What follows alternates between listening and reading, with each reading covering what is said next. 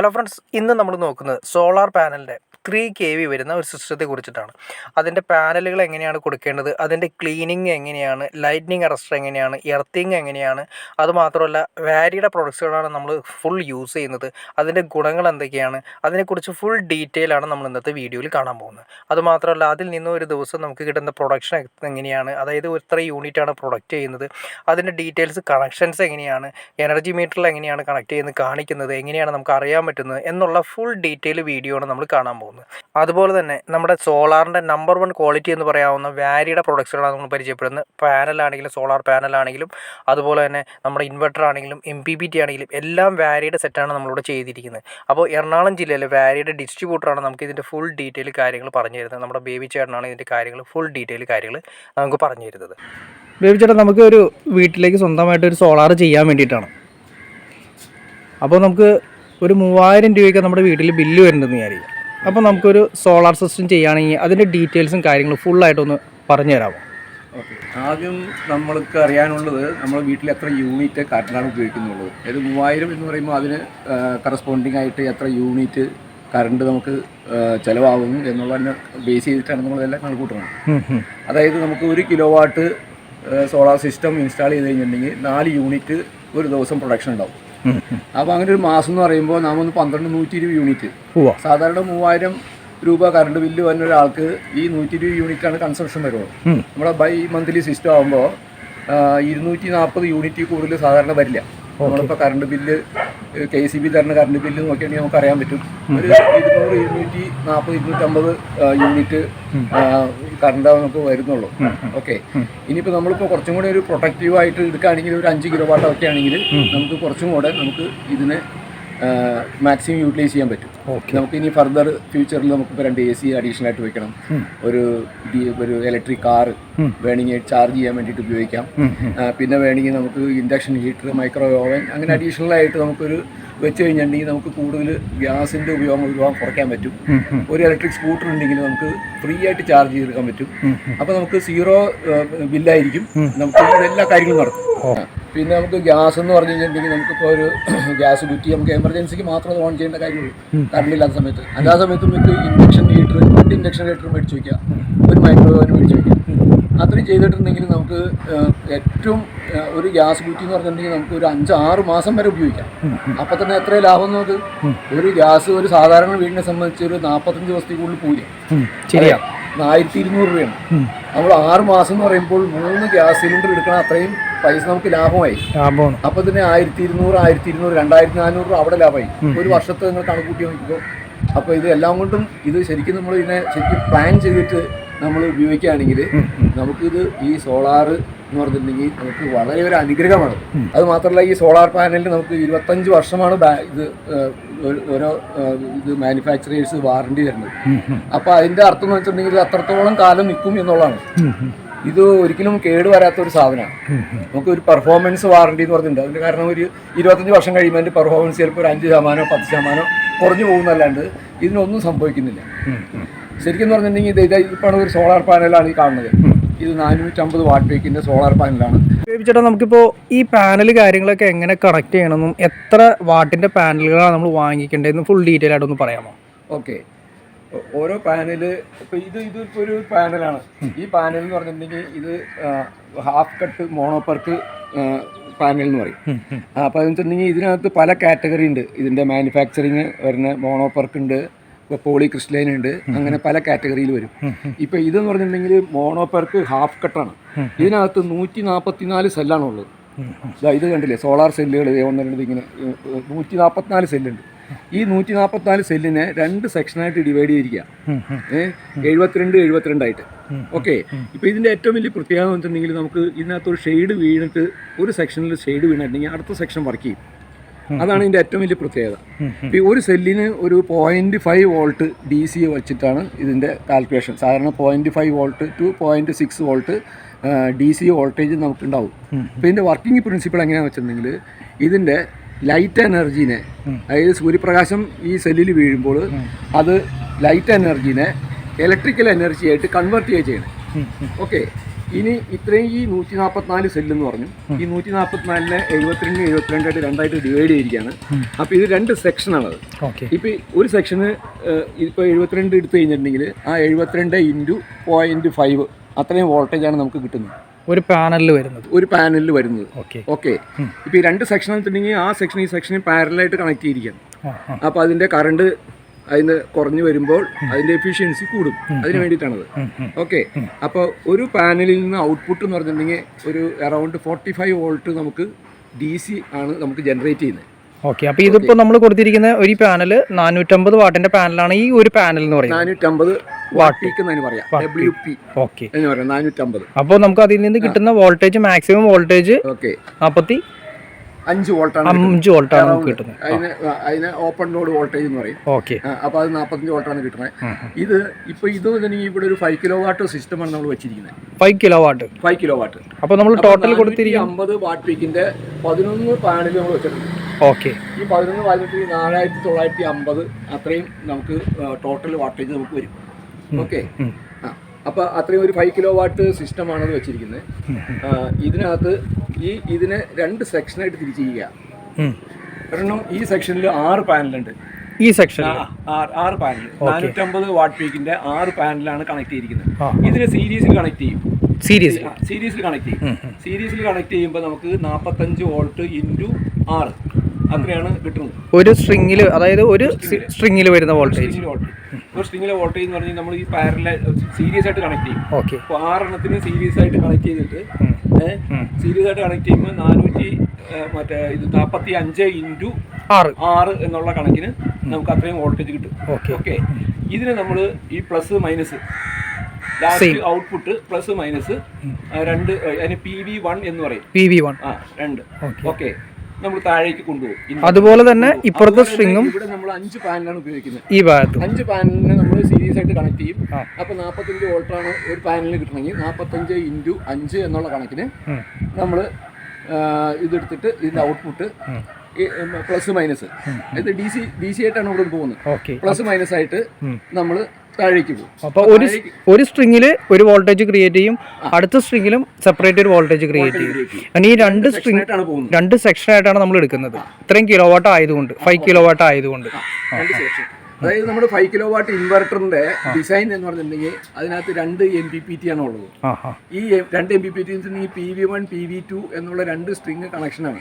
PV1 ഒരെണ്ണത്തിന്റെ output, ഒരു സ്ട്രിങ്ങിന്റെ output. നമ്മൾ ആദ്യം പറഞ്ഞ സ്ട്രിങ് ഈ ഒറ്റ സീരീസ് ആയിട്ട് നമ്മൾ ഇത്രയും 6 പാനൽ കണക്ട് ചെയ്ത പാനലിന്റെ ഒരു സ്ട്രിങ് ആയിട്ട് എടുത്തിട്ട് ഒരു MPPT, അതായത് ഒരു MPPT എന്ന് ഉദ്ദേശിച്ച് നമ്മൾ കൊടുക്കാൻ ഉദ്ദേശിക്കുന്ന ഇൻവെർട്ടറിന്റെ അകത്താണ് വരുന്നത്. ഓക്കെ. ഇൻവെർട്ടറിന്റെ അകത്താണ് ഈ MPPT എന്ന് പറയുന്നത്. അതുപോലെ തന്നെ 5 പാനലിന്റെയും അടുത്ത MPPTയിലേക്ക് നമ്മൾ കണക്ട് ചെയ്യും. അതായിരിക്കും ഒരു ഇൻവെർട്ടറിന്റെ ഇൻപുട്ട്. ഓക്കെ. അപ്പോൾ ഇൻപുട്ടിൽ ചെല്ലുന്നതിന് മുമ്പ് നമ്മൾ ഒരു DC സൈഡിൽ നമ്മൾ പ്രൊട്ടക്ഷൻ സർക്യൂട്ട് കൊടുക്കുന്നുണ്ട്. അപ്പോൾ പ്രൊട്ടക്ഷൻ സർക്യൂട്ട് എന്ന് പറഞ്ഞാൽ മെയിനായിട്ട് നമ്മൾ കൊടുക്കുന്നത് ഒരു MCB കൊടുക്കും, മെയിൻ സർക്യൂട്ട് ബ്രേക്കർ കൊടുക്കും, പിന്നെ ഒരു ഫ്യൂസ് കൊടുക്കും, പിന്നെ ഒരു സർജ് പ്രൊട്ടക്ഷൻ കൊടുക്കും. SPD എന്ന് പറയും, സർജ് പ്രൊട്ടക്ഷൻ ഡിവൈസ്. അത് ശരിക്കും വെച്ചിട്ടുണ്ടെങ്കിൽ സർജ് എന്തെങ്കിലും വന്നു കഴിഞ്ഞിട്ടുണ്ടെങ്കിൽ അത് ഗ്രൗണ്ടായി പോകുമ്പോഴത്തേനാണ് ഡിസൈൻ ചെയ്തിരിക്കുന്നത്. അല്ലെങ്കിൽ അതിന് ആക്ഷൻ ഇല്ല. അപ്പോൾ എന്ന് വെച്ചിട്ടുണ്ടെങ്കിൽ ഒരു സർട്ടൻ ടൈമിൽ നമ്മളൊരു കറണ്ട് ഒരു സർട്ടൻ ലെവൽ എക്സീഡ് ആയി കഴിഞ്ഞിട്ടുണ്ടെങ്കിൽ അത് എർത്തായി പോകാൻ വേണ്ടിയിട്ടാണ്. അത് നമ്മൾ ശരിക്കും പറഞ്ഞാൽ നമ്മുടെ ഈ ഇൻവെർട്ടറിനെ പ്രൊട്ടക്ട് ചെയ്യാൻ വേണ്ടിയിട്ടുള്ള ഒരു സംവിധാനം. അതുപോലെ തന്നെയാണ് നമ്മൾ ഈ കൊടുത്തിരിക്കുന്ന ഈ ലൈറ്റ്നിങ് അറസ്റ്ററും അതിന് സെപ്പറേറ്റ് ചെയ്ത് പാനലിനെ സപ്പോർട്ട് ചെയ്യുന്നത് വേണ്ടിയിട്ടാണ് ലൈറ്റ്നിങ് അറസ്റ്റർ കൊടുത്തിരിക്കുന്നത്. ലൈറ്റ്നിങ് അറസ്റ്റർ എന്ന് പറഞ്ഞിട്ടുണ്ടെങ്കിൽ ഇതിന്റെ സാധാരണ ഒരു കൺസെപ്റ്റ് എങ്ങനെയാണെന്ന് വെച്ചിട്ടുണ്ടെങ്കിൽ ഒരു 30 ഡിഗ്രിയിൽ ഇതിനെ പ്രൊട്ടക്ട് ചെയ്യും. അവിടുന്ന് ടോപ്പിൽ നിന്ന് 30 ഡിഗ്രി നമ്മൾ എല്ലാ സൈഡിലേക്ക് എടുത്തു കഴിഞ്ഞിട്ടുണ്ടെങ്കിൽ അത്രയും സൈഡിലുള്ള നമ്മുടെ ഈ പാനലിൽ പ്രൊട്ടക്ട് ചെയ്യും. അപ്പൊ അതൊരു തിയറിയാണ്. 30 ഡിഗ്രി അതായത് ഈ പറയുന്ന ഒരു കൊട പോലെ വർക്ക് ചെയ്യും. ഒരു കൊട പോലെ ഇതിന് വർക്ക് ചെയ്യും. അപ്പൊ ഇത് ശരിക്കും പറഞ്ഞാൽ നമുക്ക് ഇത് അത്യാവശ്യം അതിനകത്ത് ഇതൊരു ലൈറ്റിങ്ങിന് വേണ്ടിയുള്ള പ്രൊട്ടക്ഷനാണ്. അത് കൂടാണ്ട് നമ്മൾ കൊടുത്തിരിക്കുന്നത് സെപ്പറേറ്റ് ഇത് കോപ്പറിന്റെ ആണ്. കോപ്പർ റോഡാണ് കോപ്പർ റോഡാണ് ശരിക്കും. ഈ കോപ്പർ റോഡിൽ നിന്ന് നമ്മൾ ഇത് എടുത്തിട്ട് പിന്നെ സെപ്പറേറ്റ് എർത്തായിട്ട് കൊടുക്കണത്, വേറെ ഒന്നായിട്ട് മിക്സ് ചെയ്യരുത്. സെപ്പറേറ്റ് എർത്ത് അത് ഉപയോഗിച്ചിരിക്കുന്ന വയർ നല്ല ഗേജ് ഉള്ള ഇത് 50 സ്ക്വയർ mm അലുമിനിയം കേബിളാണത് ശരിക്കും പറഞ്ഞാൽ.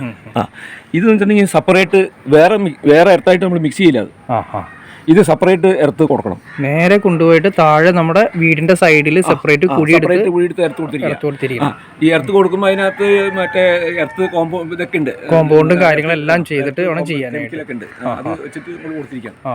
ഇതുപോലെ തന്നെ നമ്മളിപ്പോൾ ഇത് പറഞ്ഞു വന്നപ്പോൾ തന്നെ ഈ എർത്ത് എന്ന് പറഞ്ഞിട്ടുണ്ടെങ്കിൽ എല്ലാത്തിനും പല ഇതിന്റെ ശരിക്കും പറഞ്ഞാൽ നമ്മുടെ ഈ സ്ട്രക്ചറില്ലേ, ഈ സ്ട്രക്ചർ എല്ലാം നമ്മൾ എടുത്തു കൊടുക്കണം.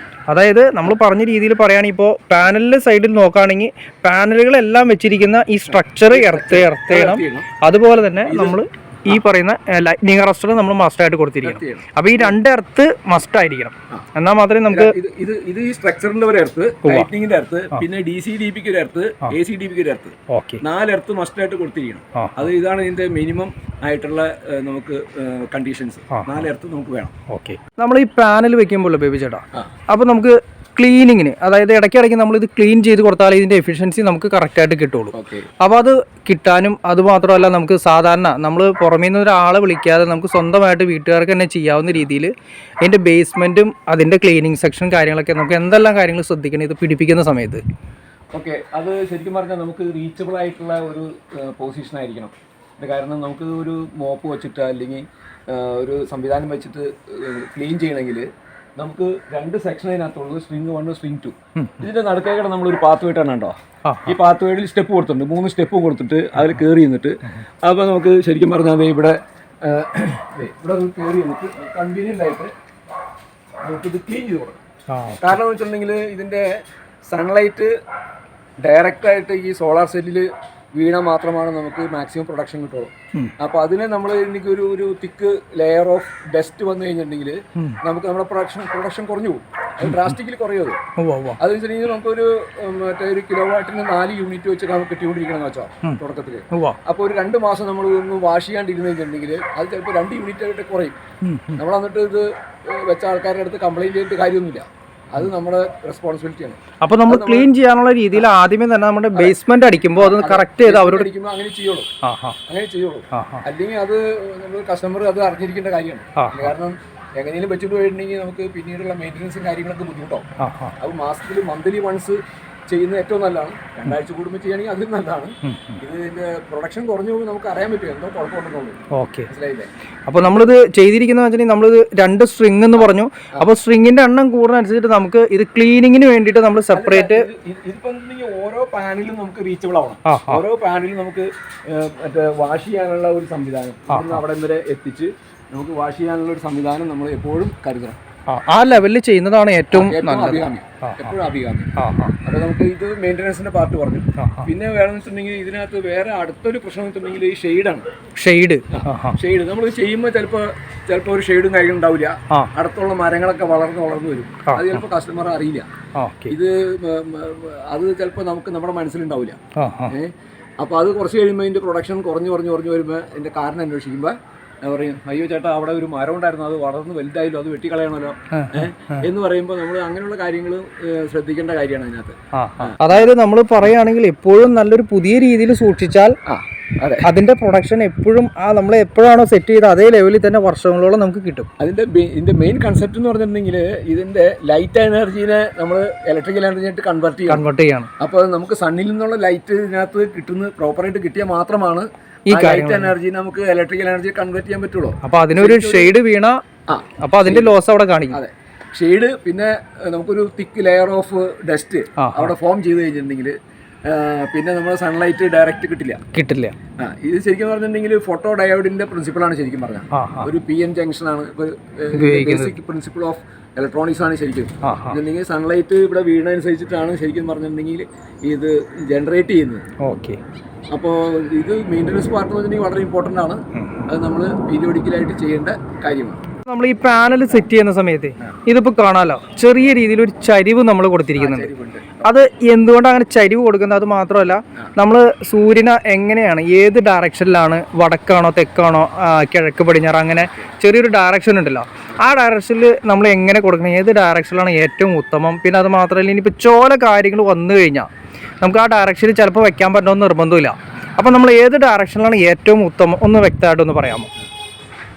ഇത് ശരിക്കും പറഞ്ഞാൽ ഈ സണ്ണിൻ്റെ പാത്ത് വേ അനുസരിച്ചിട്ടാണ് ഇതിനെ ഡിസൈൻ ചെയ്തിരിക്കുന്നത്. അതായത് സണ്ണിൻ്റെ പൊസിഷൻ എന്തെങ്കിലും സാധാരണ ഡയറക്റ്റ് നമ്മുടെ തലയ്ക്ക് മുകളിൽ വരണത് ഒരു മാർച്ച് 23-ാം തീയതി, ഒരു സെപ്റ്റംബർ 23, അങ്ങനെ 2 ഡേറ്റിലാണ് വരുന്നത്. അല്ലാത്ത സമയത്ത് ഇതിന് ഈ കുറച്ച് തെക്കോട്ടും വടക്കോട്ടും ഇതിൻ്റെ ഒരു സൂര്യൻ്റെ പാത്ത് ചേഞ്ച് ആവും. അപ്പോൾ അതിനനുസരിച്ച് നമുക്ക് മാക്സിമം എഫിഷ്യൻസി ഇത് റിസർച്ച് ചെയ്ത് കണ്ടുപിടിച്ചിരിക്കുന്നത് എപ്പോഴും തെക്കോട്ട് ഒരു 20 ഡിഗ്രി 15 to 20 ഡിഗ്രി ചരിവിൽ ഈ പാനലിൽ തെക്കോട്ട് ചരിച്ച് വെക്കുമ്പോഴാണ് നമുക്ക് മാക്സിമം എഫിഷ്യൻസി കിട്ടുക. അതായത് തെക്ക് വടക്ക് വെക്കണം, ചരിച്ചു വെക്കണം. അത് ഏത് തെക്ക് വടക്ക് വേണമെന്ന് നിർബന്ധമില്ല, തെക്കോട്ട് ചരിഞ്ഞിരുന്നാൽ മതി. ഏത് പൊസിഷനിലേക്ക് തെക്കോട്ട് ചരിഞ്ഞിരിക്കണം. ഒരു 15 to 20 ഡിഗ്രി ചരിവ് വേണം. അതായത് നമ്മളിപ്പോൾ ഈ പാനൽ നമ്മൾ സെറ്റ് ചെയ്ത് ഇപ്പം ഇതിന്റെ ബേസ്മെന്റ് സെറ്റ് ചെയ്ത് നമുക്ക് അറിയാൻ പറ്റുമല്ലോ, ഈ ഡിഗ്രി അറിയാൻ പറ്റും. ശരിക്കും പറഞ്ഞിട്ടുണ്ടെങ്കിൽ നമ്മൾ ഈ 2 ഹൈറ്റാണ് നമ്മൾ അതിന് കാൽക്കുലേറ്റ് ചെയ്യുന്നത്. ഓക്കെ, ഇത് ഈ ഹൈറ്റും ആ ഹൈറ്റും, അതായത് നമുക്ക് ഈ കാലിന്റെ ഹൈറ്റും ആ ഇപ്പുറത്ത് വെച്ചാൽ ബേസ്മെന്റ് കാലിന്റെ ഹൈറ്റിന് അനുസരിച്ച് ഈ നമുക്ക് ഈ ആംഗിൾ വരണില്ലേ, ആംഗിൾ 20 ഡിഗ്രി ആംഗിൾ കിട്ടണമെങ്കിൽ എത്ര ഹൈറ്റ് എന്നുള്ളത് ആദ്യം കാൽക്കുലേറ്റ് ചെയ്യും. ഓക്കെ, അപ്പോൾ അതിനനുസരിച്ചിട്ടാണ് ഇതിന്റെ സ്ട്രക്ചർ നമ്മൾ ഡിസൈൻ ചെയ്യുന്നത്. അല്ലെങ്കിൽ നമുക്ക് ഇതിന്റെ പ്രൊഡക്ഷൻ കുറഞ്ഞു പോകും, എഫിഷ്യൻസി കുറഞ്ഞു പോകും. അതായത് മിനിമം നമ്മളൊരു 20 ഡിഗ്രി എങ്കിലും നമുക്ക് ഇതിന്റെ പീക്കിൽ കിട്ടിയാൽ മാത്രമേ നമുക്ക് ആ ചരിവ്, അതായത് ഉദ്ദേശിക്കുന്നത് കാലത്ത് തൊട്ട് സൂര്യന്റെ പാത്ത് പോകുന്ന വഴിക്ക് നമുക്ക് കാലത്ത് തൊട്ട് വൈകിട്ട് വരെ സൂര്യപ്രകാശം കറക്റ്റായിട്ട് നമ്മുടെ ഈ പാനലിലേക്ക് കിട്ടണം.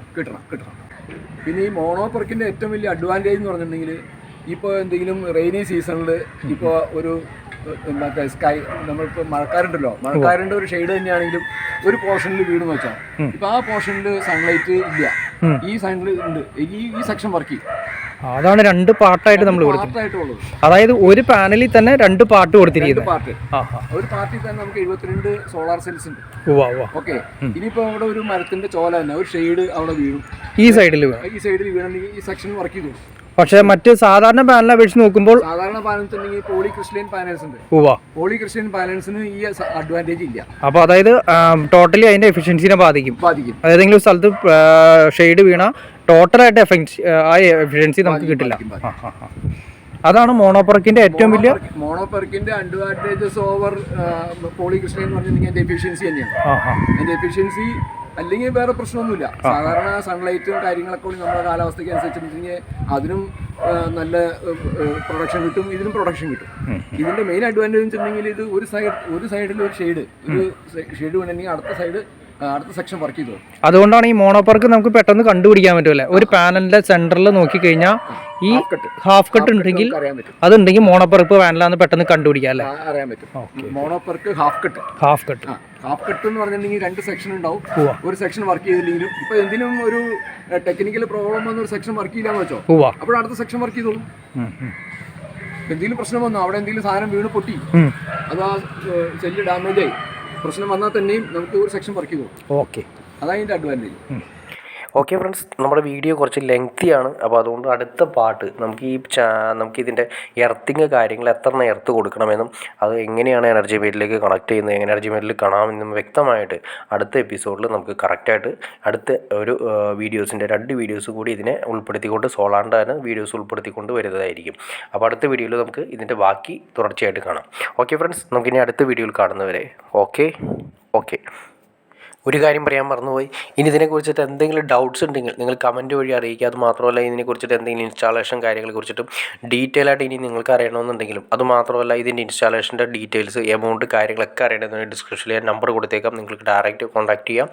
ഇന്ത്യയിലെ നമ്പർ 1 ക്വാളിറ്റിയാണ് വാരി. അപ്പോൾ വാരിയുടെ പ്രൊഡക്ട്സ് നമ്പർ 1 ക്വാളിറ്റിയുള്ള ഒരു സോളാർ സിസ്റ്റം നിങ്ങളുടെ വീട്ടിൽ ചെയ്യണമെന്ന് അല്ലെങ്കിൽ എവിടെയെങ്കിലും ചെയ്യണമെങ്കിൽ നിങ്ങൾ ഷോപ്പുകളിൽ എവിടെയും ചെയ്യണമെന്ന് ആഗ്രഹം ഉണ്ടെങ്കിൽ ധൈര്യമായിട്ട് നിങ്ങൾക്ക് കോൾ ചെയ്യാം. ഓക്കെ, അടുത്ത വീഡിയോയിൽ കാണുന്നവരെ ഓക്കെ ഫ്രണ്ട്സ്. ഓക്കെ.